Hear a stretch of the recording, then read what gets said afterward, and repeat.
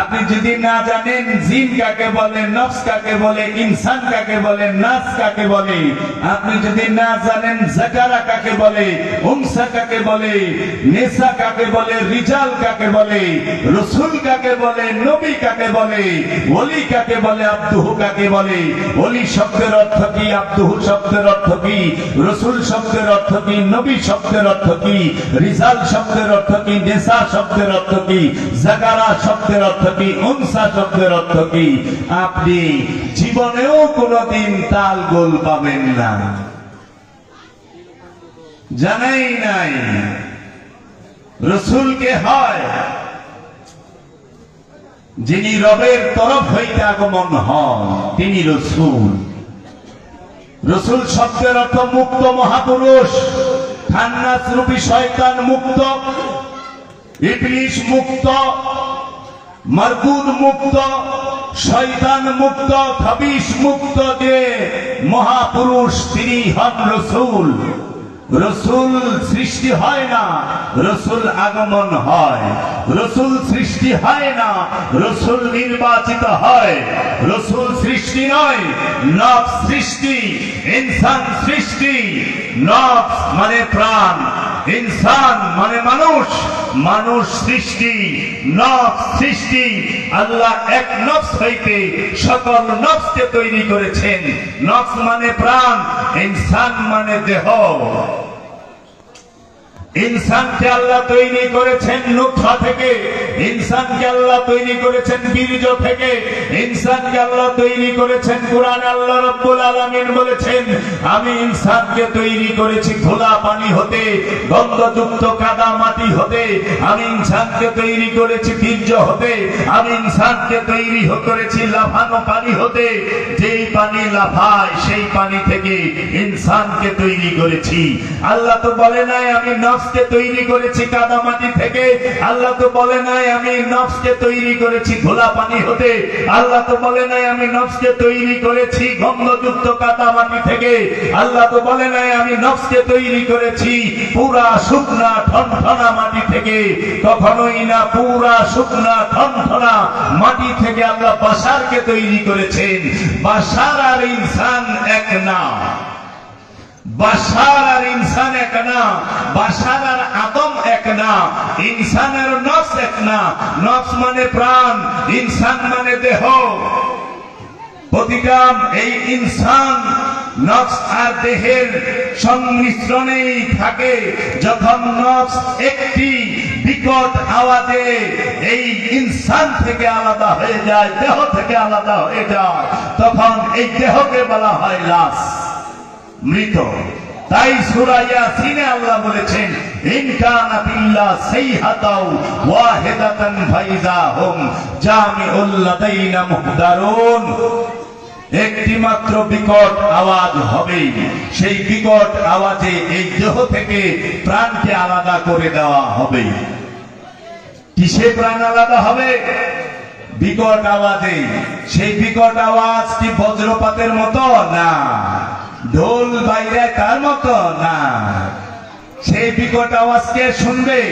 যে নফস দেহ ছাড়বে সে শুনবে। ওই নফস শুনবে বিকট আওয়াজে দেহ থেকে বাইরে দেব পলায়া।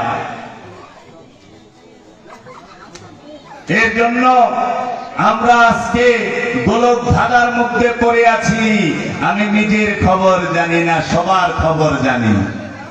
আপনি নিজের খবর জানেন না, সবার খবর জানেন।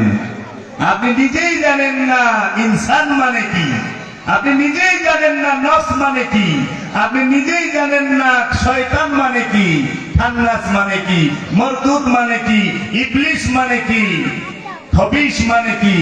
কারণ কুরআনুল কারীমের মধ্যে গবেষণার দৃষ্টি দিয়ে দেখতে হবে। শুরু যেখান থেকে সেখান থেকেই শুরু করতে হবে। আপনার শুরু যেখান থেকে, আপনি যদি সেইখান থেকে শুরু করেন গবেষণা, আপনি নির্দিষ্ট স্থানে যেতে পারবেন। আর না হইলে আপনি জন্ম লগ্ন থেকে আপনার শুরুর ঘটনা জানেন না, মরণের পেঁচাল পাতাছেন। আগে শুরুটা বলেন, শুরু হইল কিভাবে? ইনসান কিভাবে হইল? নফস কিভাবে হইল? নফস কি? নফস কি মরে না, নফস মৃত্যু স্বাদ নেয়। মরে কে? ইনসান। ইনসানের উপরে কিয়ামত হয়, নফসের উপরে কিয়ামত হয় না, ইনসানের উপরে হবে। কিয়ামত মানে ধ্বংস, আর মৌত মানে পরিবর্তন, এক রূপ থেকে আরেক রূপে রূপান্তর হওয়া।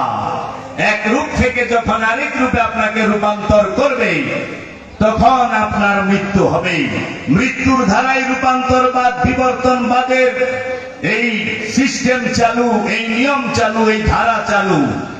মৃত্যু ছাড়া রূপান্তর হয় না, বিবর্তনবাদ হয় না।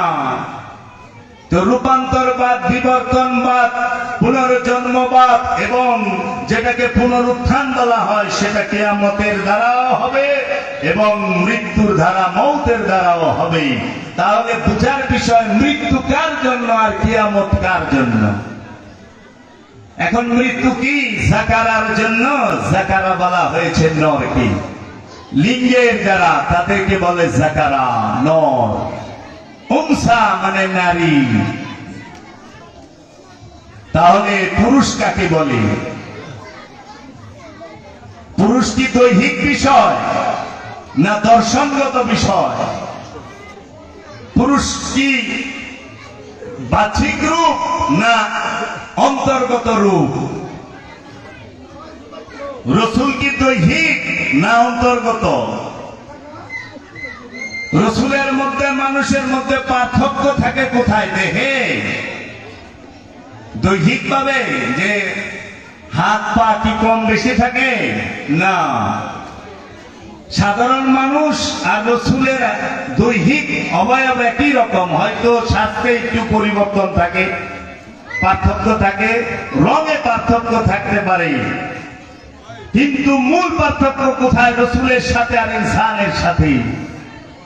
রসুলের সাথে আর ইনসানের সাথে পার্থক্য হইল জ্ঞানে, গুণে, হিকমতে, কেতাবে। এই স্থানে জ্ঞান, গুণ, আদর্শে, সব স্থানে রসুলের সাথে পার্থক্য। আর এগুলা সব ভিতরগত, জ্ঞানও ভিতরগত, গুণও ভিতরগত, আদর্শ ভিতরগত, সমস্ত কিছু ভিতরগত। এর জন্য রসুল আর ইনসানের মধ্যে পার্থক্য আছে। আমরা সত্য জানতে চাই, আমি সত্য চাই, সাইনবোর্ড চাই না, আমি সত্য চাই। সত্য কি? রব্বুল আলামিন। সত্যকে রাহমাতাল লিল আলামিন। সত্যকে আপনি নিজে। আপনি আছেন এইটাই চির সত্য।